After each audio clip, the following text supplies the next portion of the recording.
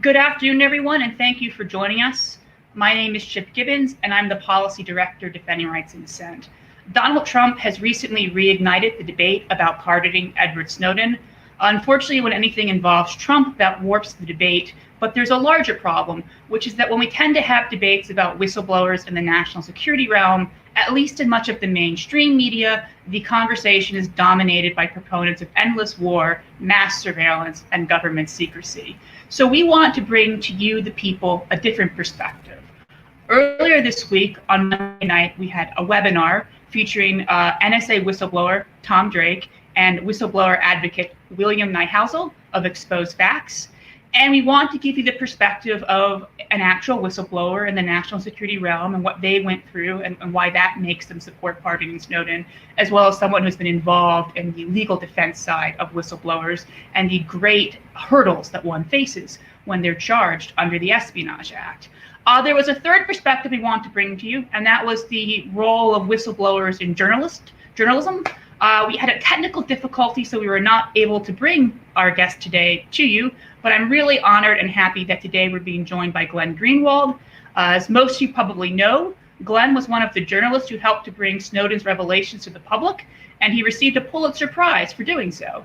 He is the author of 4 New York Times best-selling books and co-founded The Intercept. He has also been a consistent voice for civil liberties, one of the few in the media, a longtime supporter of whistleblowers, and is an opponent of both surveillance and militarism. I am so honored to be joined by him today. Glenn, thank you for joining us.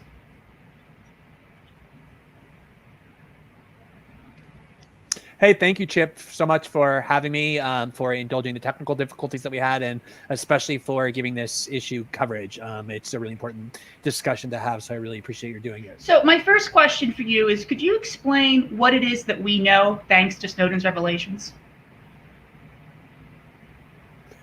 Yeah, whenever anyone has asked me over the years or even during the reporting, what is the most amazing or shocking or important revelation that you were able to report, what I always say is there's really no one isolated story that I can identify as being the most important. The overall revelation is that essentially the NSA, completely in the dark, which means not just in the dark, with the public being in the dark, but also members of Congress, members of the legislative branches of allied countries like the UK and Canada, Australia, New Zealand, were completely in the dark, but also obviously the public. The NSA attempted to and got very close to actually succeeding in converting the internet from what it was always intended to be and promised to be, which is this instrument of liberalization and the empowerment of previously marginalized populations to enable people to communicate with one another and organize freely, into its exact opposite, which is the most repressive tool of monitoring and surveillance and coercion ever created in human history. And for me, the crux of that revelation was not necessarily one about privacy. Obviously, privacy was a really important part of it. It was really about democracy. It was about what is it that governments can do without the consent of the people, while completely hiding the most consequential choices that they're making. And that was what Snowden was particularly motivated by. The last straw for him was watching James Clapper, the then senior national security official in the Obama administration, the head of the Homeland Security Department, go before Congress and notoriously lie in March 2013 when Senator Wyden asked him whether or not the NSA was storing huge amounts of data on ordinary citizens, and he responded falsely, no. That was when Snowden decided, look, that tipped the decision-making calculus for me. I can't allow top officials in the government to go and lie to the public about the most important things they're doing when they have the capacity to show the truth. And Clapper, of course, was never indicted for perjury, even though he could have been. Or even removed from his position. No, he's now a television commentator who is weighing in on whether or not we should have mass surveillance or secrecy, things like that. So if you lie to Congress about mass surveillance, you get to have a second career on television. It's the lesson here. Why do you feel like the public has a right to know this information? Well, I think that in general, the public has the right to know about what our government is doing. There are very few exceptions to that, or at least there ought to be in a healthy society. Obviously, if the government's involved in a war and it's planning things like troop movements, you can't have the country or the group, the enemy that you're fighting, know what troop movements you're planning.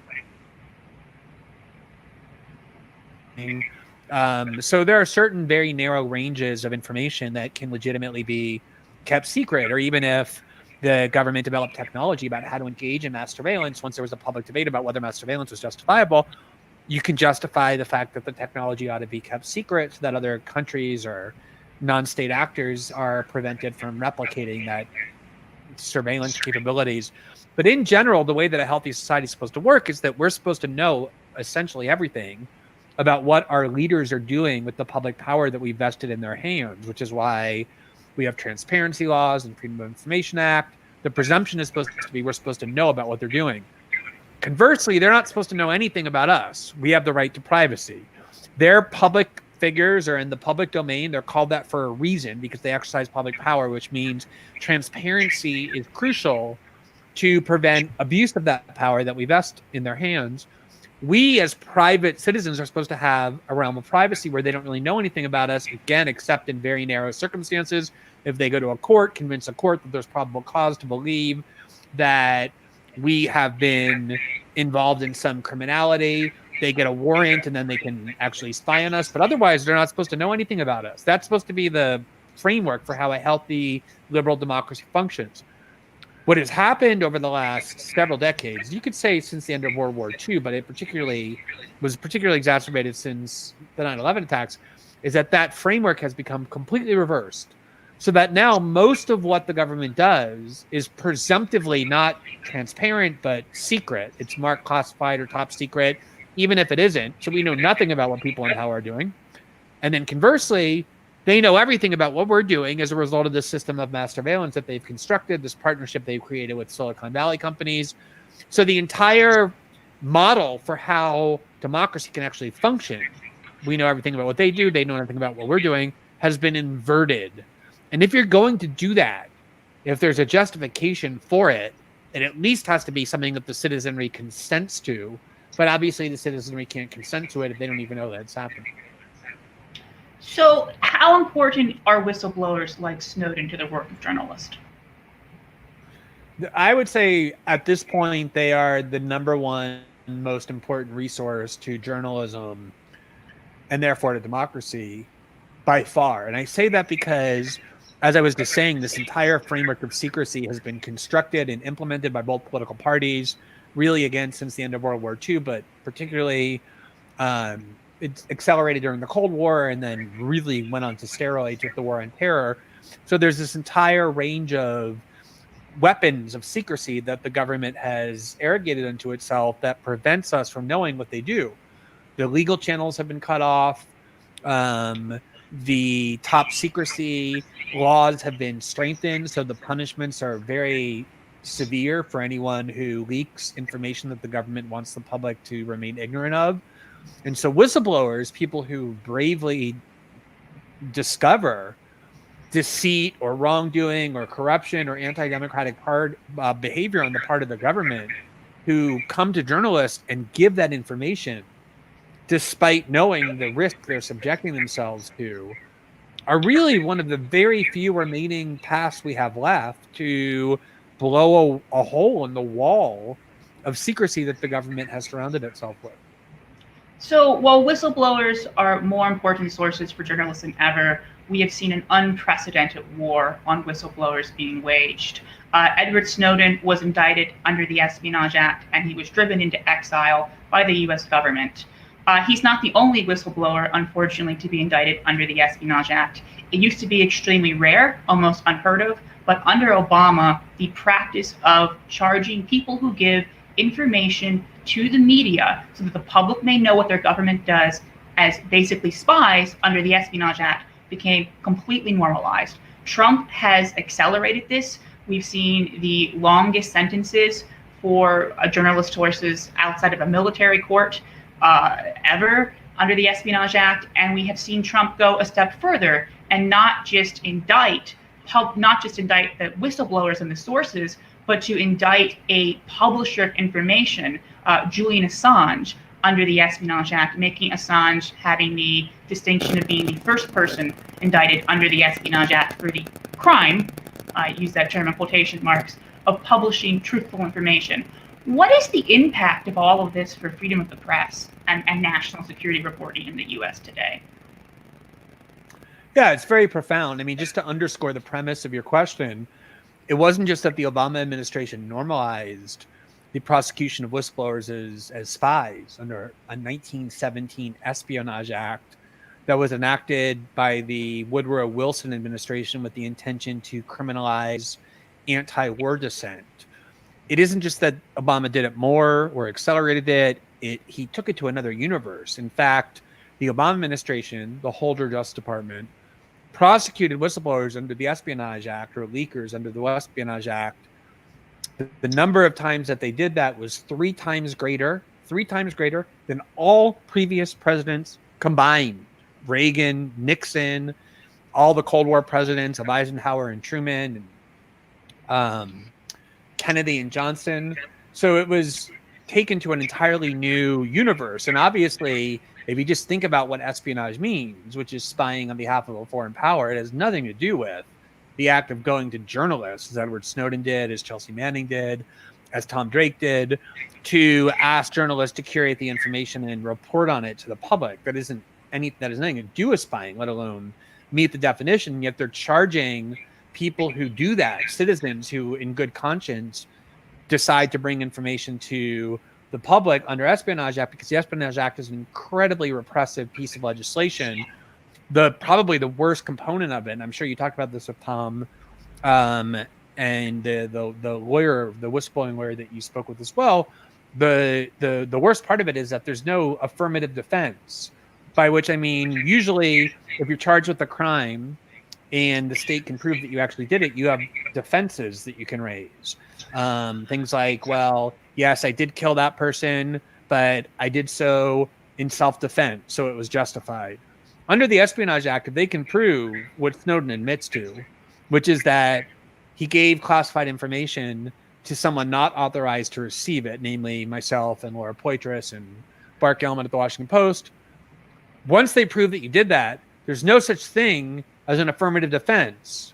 So all these media figures and political figures for years have been daring Snowden to come back to the U.S. and quote unquote face the music and argue to a court that he did what he did because it was justifiable, or they have been mocking him for being a coward because he won't come back to the U.S. and face a jury, when the reality is maybe they know it, maybe they're ignorant, that he would be barred from trying to mount that defense. That was what Daniel Ellsberg faced. The dilemma that he faced was when he, in 1971, 72, was charged with leaking the Pentagon Papers to the New York Times. He wanted to go into court and say, yes, I did leak the Pentagon Papers, and I did it because I needed to. It was crucial that the American public see these documents proving that their government is lying to them about the Vietnam War. He would have been barred from even uttering those words. Same with Snowden, because the Espionage Act is so repressive. You in your question, you said, okay, whistleblowing is so important, and yet the government is waging this war on whistleblowers, when in reality, the way to express that, I think, is whistleblowing is so important now. It's one of the only paths we have. The government is waging this merciless war on whistleblowers precisely because they know they can't arrest every whistleblower, and arresting them after the fact is kind of like shutting the barn door after the horses are gone. What they want to do is they want to create a climate of fear. So they want people to see that Chelsea Manning was detained under the most brutal conditions. Yeah, was tortured, as the UN that investigated said. It was inhumane and brutal. They want to see that Edward Snowden can never come back to the United States, which is why the intelligence community is aghast at Trump's suggested possibility that he would pardon Snowden, because they want to make sure there's a climate where whistleblowers know that if they want to be the next Edward Snowden, the next Chelsea Manning, they're going to pay a massive price. That's really the strategy the government is using, is to create this climate of fear to deter people who are whistleblowers, knowing that it's one of the very few avenues we have remaining to know what it is that they're up to. Yeah, I mean, with Chelsea Manning, they then went after her again, calling her before the WikiLeaks grand jury and holding her in contempt, even though she had no new information to give them. They kept her in solitary confinement. They detained her basically indefinitely, and it was just this really vicious retaliatory campaign against someone who had already been tortured by the U.S. government, already done more time in prison than anyone else and not under good conditions, as I know you've written about. Right, it's just unfathomable what they do to these people. It's vicious, it's cruel, it's inhuman. So we've been talking a lot about freedom of press in the U.S. And I know this is a bit off topic, but I feel like I would be remiss not asking you about this. You've written a lot about the U.S. national security state, but you've also done a lot of really groundbreaking reporting in Brazil, where you live. People who watching at home who aren't familiar, Brazil's president, Bolsonaro, is an admirer of the former military dictatorship. He was elected in part because the most popular person in the country, former President Lula, was in jail, basically as a political prisoner, and I know your reporting helped to change that situation. Could you tell us a little bit about what the situation for journalists and press freedom is in Brazil, and what sort of lessons we can draw from that about the power of journalism or press freedom sort of more universally? Yeah, well, so you had mentioned earlier the prosecution of Julian Assange and had correctly observed that it was even more dangerous than prosecuting whistleblowers because it was the case of a publisher. So somebody who's in the role of a journalist. Whether you see Assange as a journalist or not is really irrelevant. I do. But it doesn't matter. He was in the role of journalist. He was somebody who the source came to. He had no legal obligation to keep that information secret the way, say, Chelsea Manning under the law did, or Edward Snowden did. He was, people like to think of Assange as being the equivalent of Manning or Snowden or Tom Drake, when in reality, he's the equivalent of the New York Times, the Washington Post, or the Guardian, or myself, someone who a source brings information to and then publishes it in the public interest. And it is true theoretically that the Trump administration is prosecuting Assange, but it's really clearly not Donald Trump. He couldn't care less about prosecuting Julian. If anything, he probably kind of likes WikiLeaks because it helped him in the 2016 election by publishing truthful and relevant but damaging information about Hillary Clinton and the Democrats. The people who are really doing it is the national security state. Mike Pompeo, it was a big driving force behind it. He was originally the CIA director and is now the very powerful Secretary of State, as well as Jeff Sessions, who made it like a personal mission to destroy WikiLeaks, but really just the kind of deep state, the permanent military intelligence class that regards Julian as probably their number one enemy for good reason. And the Obama administration also tried to prosecute Julian, but concluded that there was no way to concoct a legal theory that said that what Julian did was a crime without creating a precedent that would also necessarily require the prosecution of the New York Times or the Guardian or the Washington Post when they published classified information, because as I said before, Julian was in the role of the newspaper. So how do you prosecute WikiLeaks for publishing classified information without prosecuting the newspapers that publish the same exact information from Chelsea Manning and publish top secret information all the time? The Obama administration concluded you couldn't do it, and therefore they didn't prosecute him. And the Trump administration got in and didn't care about that. In fact, they viewed that as a positive. They wanted to create a precedent that would threaten press freedom. And the theory that they created, which is that they're not alleging that Assange helped Manning hack the material or take the material. They acknowledge that the first time they spoke, she had already gotten all the material and gave it to him with their curse.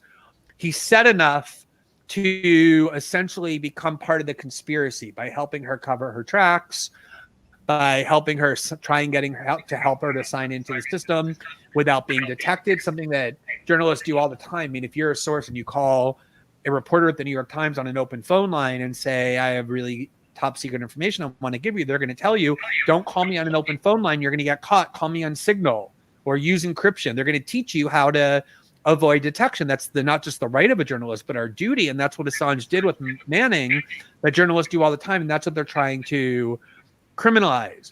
I say all that in response to your question about Brazil, because the Bolsonaro government, while we were reporting all throughout 2019 on corruption at the highest levels of the Bolsonaro government, Bolsonaro himself was repeatedly threatening me with prison.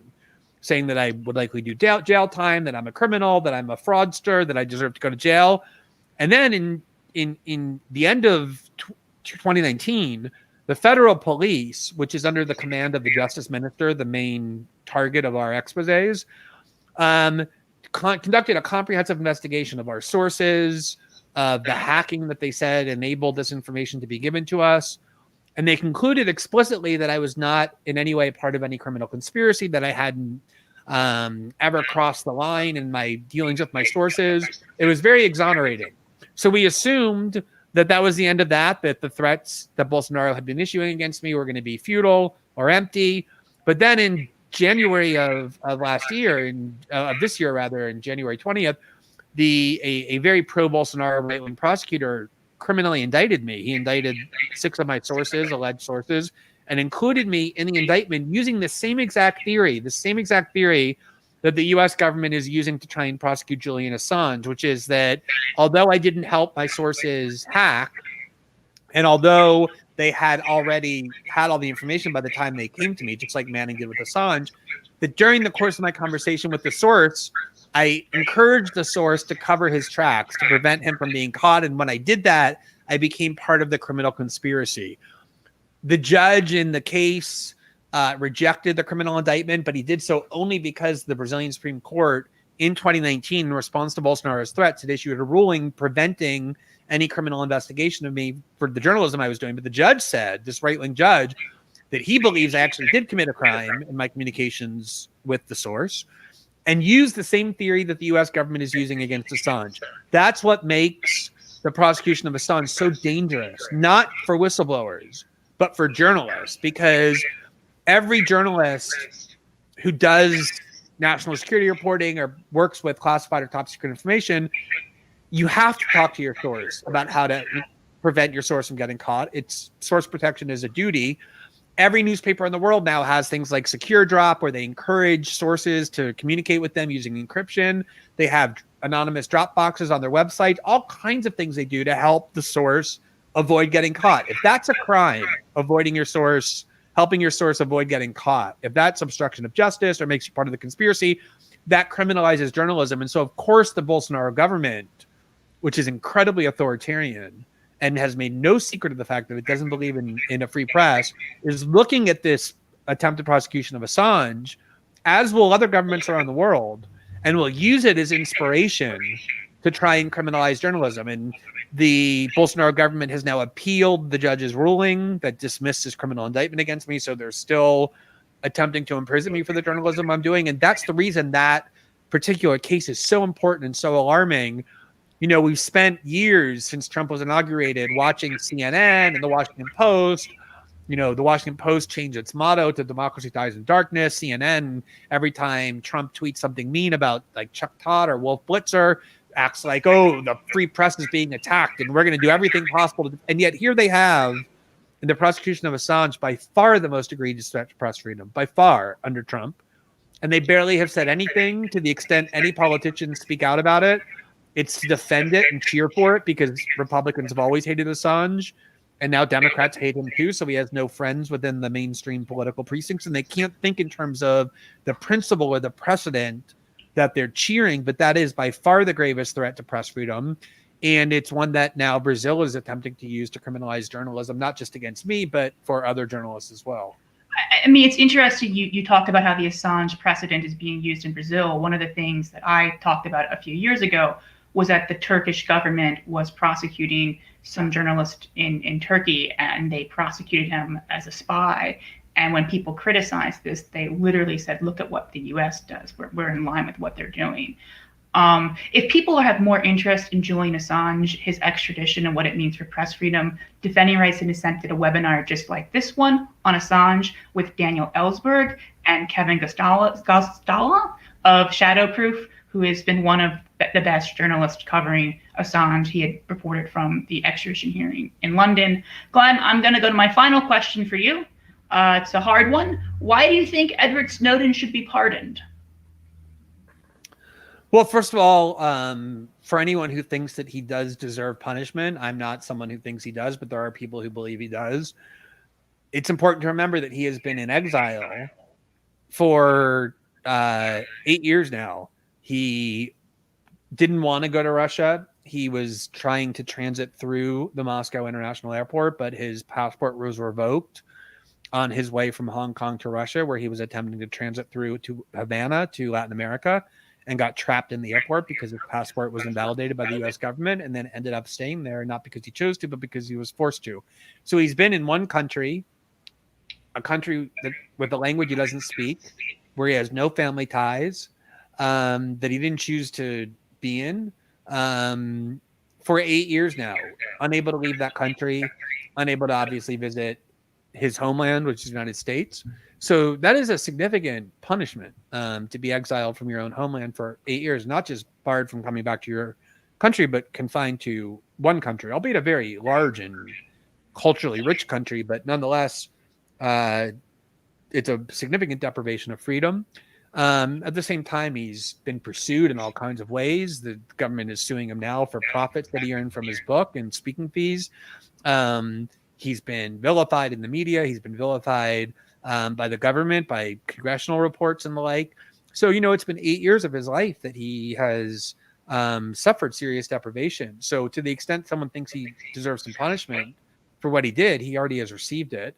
But I think the broader point is that if you're going to have whistleblowers, right? Like there are people who are so authoritarian in their mindset that say once the government decrees that information should not be brought to the public, they stamp it classified or top secret. That's the end of the story. You obey it. You don't question it. You don't even suggest that maybe the government was abusive or in error in that designation. Okay, for pure authoritarians, that's how authoritarians think. The law is the law, and anyone who disobeys it should be severely punished. But for anyone who's not a complete and total authoritarian, you have to ask yourself the question, what is it that you want whistleblowers to do? Whistleblowers being people who discover information that is hidden, but that they think the public has the right to know. They could just dump it all on the internet, right? That's what Snowden could have done with the archive he had. He could have just dumped it all on the internet.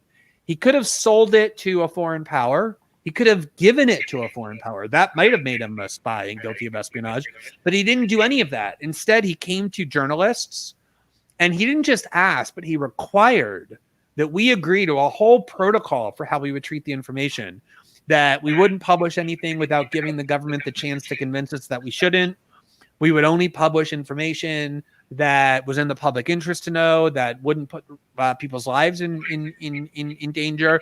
He really was quite a conservative whistleblower, given the magnitude of what he did, trying to be as responsible and careful as possible, balancing the desire not to cause harm to his country and his government and the people who live in it, but also not believing that the law was the final say on what justice is, that sometimes the law can be unjust.